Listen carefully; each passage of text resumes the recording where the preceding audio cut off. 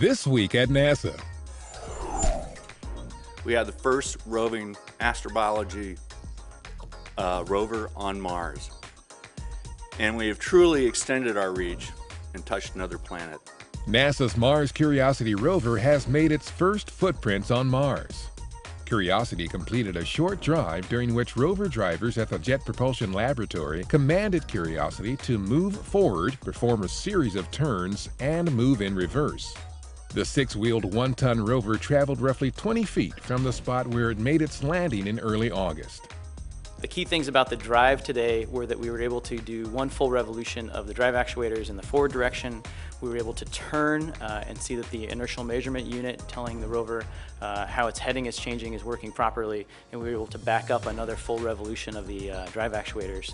So we were able to see motor currents, we were able to get the data, and everything looks perfectly nominal. Curiosity's first driving destination beyond its immediate position is expected to be an area named Glen Elg, located about 1,300 feet east-southeast of its landing site. Meanwhile, the Curiosity science team has named the landing site after the late Ray Bradbury, an influential author and a huge proponent of Mars exploration. Bradbury, who passed away earlier this year, would have been 92 on the day of the announcement. His books have truly inspired us. The Martian Chronicles have inspired our curiosity and opened our minds to the possibility of life on Mars. In his honor, we declared the place that Curiosity touched down to be forever known as Bradbury Landing. The JPL team was also paid a visit by California Governor Jerry Brown, who met members of the surface operation team in charge of sending commands to Curiosity. The governor was also treated to an up-close peek at Curiosity's stunt double during a tour of the rover test bed area, and he spoke to JPLers about the importance of the aerospace and high-tech industries in California. Other recent highlights for the Curiosity team include the flexing of the rover's robotic arm for the first time since before its launch in November 2011, and Curiosity also fired the laser from its chemistry and camera instrument, or ChemCam, for the first time on Mars, hitting a fist-sized rock called Coronation with 30 pulses during a 10-second period. ChemCam is equipped with a spectrometer to analyze rock samples for clues about the elements in those samples. Curiosity is on a 2-year prime mission to assess whether the Gale crater area of Mars has ever offered environmental conditions favorable for microbial life. NASA has selected a new mission set to launch in 2016 that will take the first look into the deep interior of Mars to see why the red planet evolved so differently from Earth as one of the solar system's rocky planets.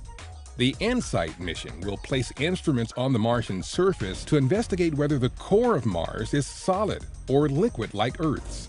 Understanding the interior structure, the interior processes and history of Mars is really fundamental to understanding the history and the formation of the solar system and of our own planet as well. InSight is the 12th selection in NASA's series of Discovery-class missions. Created in 1992, the Discovery program sponsors frequent cost-capped solar system exploration missions with highly focused scientific goals. Engineers using Marshall Space Flight Center's Trisonic Wind Tunnel have spent the past 4 months testing early-scale models of NASA's Space Launch System.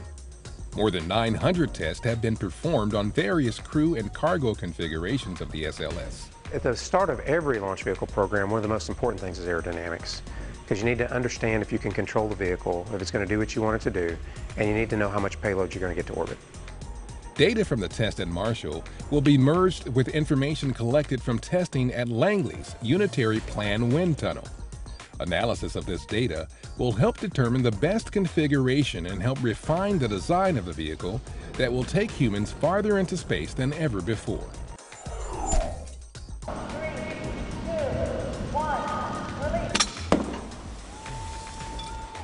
The team of engineers working on development of the Orion multi-purpose crew vehicle and its components conducted the first vertical drop test of the 18,000-pound capsule at Langley Research Center's Hydro Impact Basin.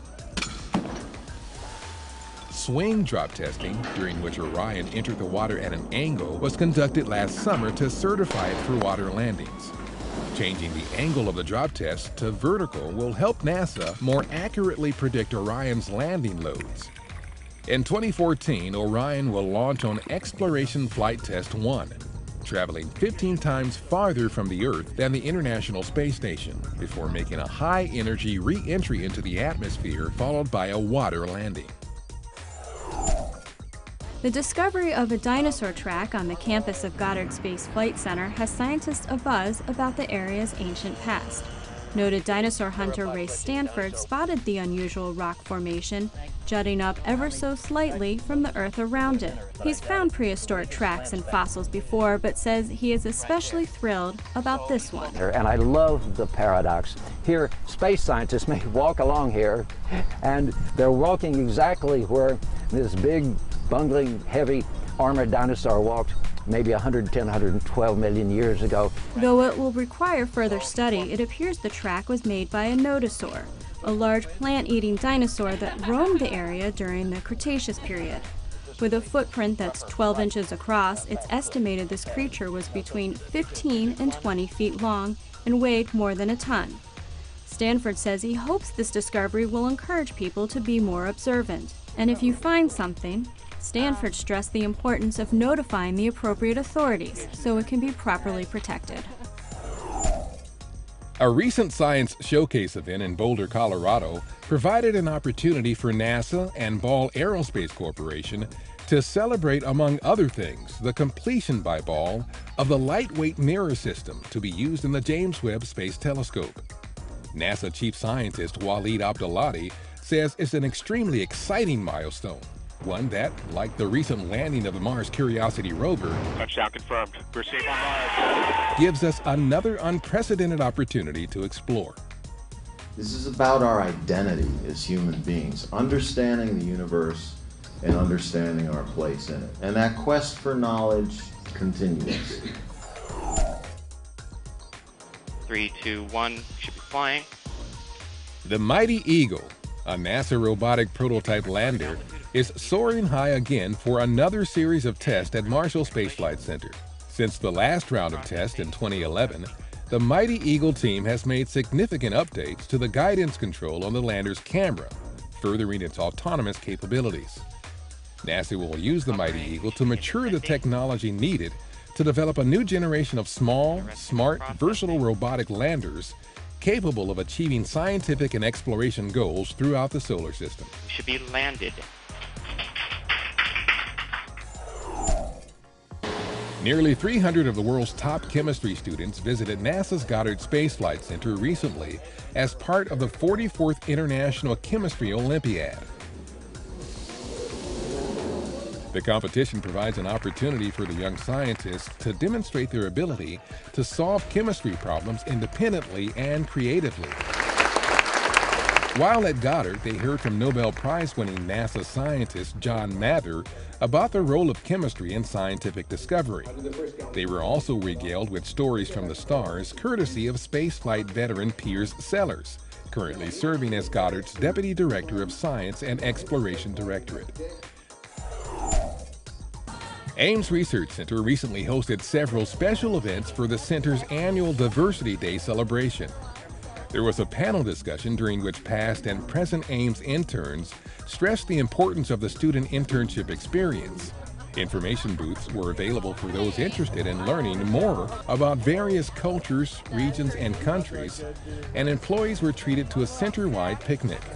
There was also an intern poster session attended by Ames Center Director Pete Worden and others. The events capped off the end of summer session for Ames interns. Mariner 2 was the world's first successful interplanetary spacecraft. Launched August 27, 1962 on an Atlas Agena rocket, Mariner 2 passed within about 21,000 miles of Venus, sending back valuable new information about interplanetary space and the Venusian atmosphere. Mariner 2 recorded the planet's temperature for the first time, revealing its very hot atmosphere of about 900 degrees Fahrenheit. The spacecraft's solar wind experiment was the first to measure the density, velocity, composition, and variation over time of the solar wind. And that's This Week at NASA. For more on these and other stories, or to follow us on Facebook, Twitter, and other social media, log on to www.nasa.gov.